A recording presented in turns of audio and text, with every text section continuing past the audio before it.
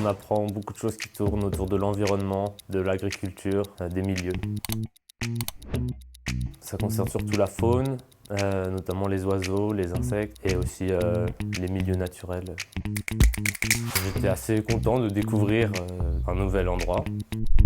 En général, vu qu'on est assez nombreux, on a toujours des gens qui ont les mêmes centres d'intérêt que nous, par exemple dans la nature, ça aide quoi, pour créer des liens. Théorie, terrain, environnement. Prunier, c'est le nom du professeur qui était là juste avant. Ce que je peux dire, c'est qu'on fait pas mal de sorties sur le terrain. Il y a des périodes d'examen qui sont assez stressantes et assez intenses, c'est pas très agréable. 6. 2. C'était un oral sur un projet d'aménagement. On n'a pas assez travaillé la communication et comment on voulait communiquer les choses sur lesquelles on allait travailler. Pic. Espèce. Marais de Sionnet. Un beau milieu proche d'ici. C'est l'endroit où on va le plus souvent.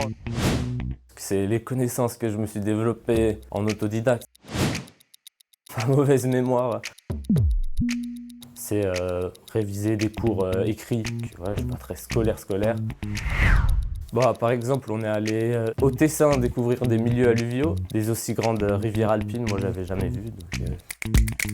Ce sont des jumelles pour observer tout ce qui est de loin dans le sens classique et ça sert de loupe de botanique dans le sens inverse. Indispensable, oiseaux, alliés.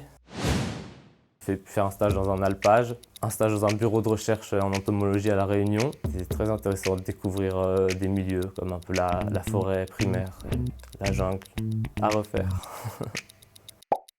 Master, oiseaux. Là, c'est pas trop mon truc.